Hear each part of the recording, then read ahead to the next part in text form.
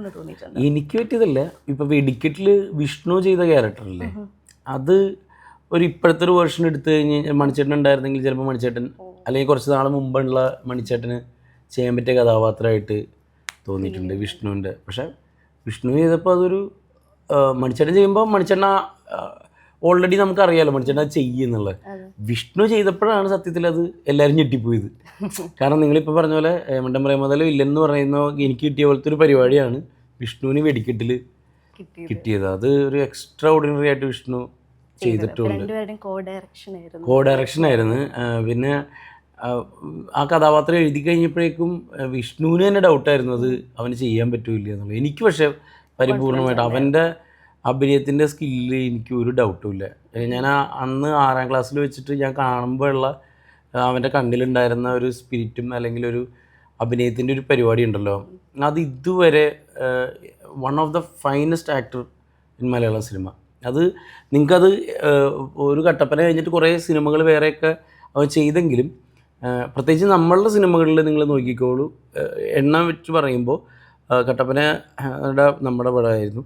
യമണ്ടൻ പ്രേമകഥയിലെ വേഷം വളരെ ബ്ലൈൻഡായിട്ടുള്ള ക്യാരക്ടർ ശ്രദ്ധിക്കപ്പെട്ടാണ് ഈ ക്യാരക്ടർ ഏത് വിഷ്ണുവിൻ്റെ ഇപ്പം നമ്മൾ വെടിക്കെട്ടിൽ.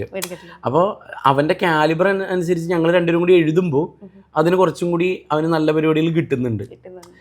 പിന്നെ സുഭാഷ് ചന്ദ്രബോസിലെ വേഷം വിഷ്ണുവിന് ഗംഭീരമായിട്ട് ചെയ്ത, വിഷ്ണു ഭയങ്കര നല്ല ആക്ടർ തന്നെയാണ്, അതിൽ ഒരു സംശയമില്ല.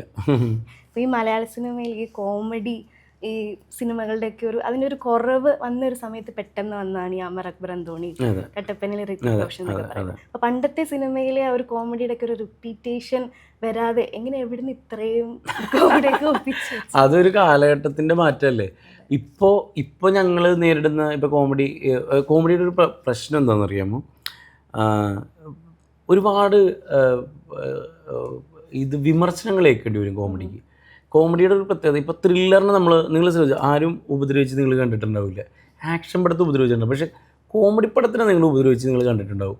സോഷ്യൽ മീഡിയയിലായാലും എല്ലാത്തിലായാലും കുറേ പേർക്ക് അത് വർക്കാവില്ല, കുറേ പേർക്ക് വർക്കാവും. ഇപ്പോഴും നമ്മൾ പറയുന്നില്ല, ഇപ്പം നമ്മൾ കാണുന്ന പല സിനിമകളിലും ഇപ്പം താനടക്കം ഒന്ന് ആലോചിച്ച് നോക്കി കഴിഞ്ഞാൽ താനും പറയും ഇവരൊക്കെ ഇരുന്ന് ചിരിക്കുന്നുണ്ടല്ലോ, ഞാൻ ചിരിക്കുന്നില്ലല്ലോ, ഇതെന്ത് പറ്റിയെന്ന് അങ്ങനെ തോന്നില്ലേ?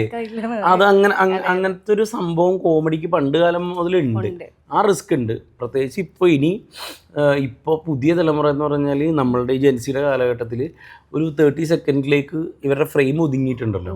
അപ്പോൾ അതിൽ കണ്ട് രസിച്ച് വളർന്നൊരു തലമുറയുടെ മുമ്പിൽ പുതിയ നമ്മളിനി എന്ത് പുതിയത് ഉണ്ടാക്കും എന്നുള്ളതിൻ്റെ കൺഫ്യൂഷനൊക്കെ നമുക്കുണ്ട്. പിന്നെ അത് മാത്രമല്ല, ഇപ്പം ഞാനിപ്പോൾ ഒരു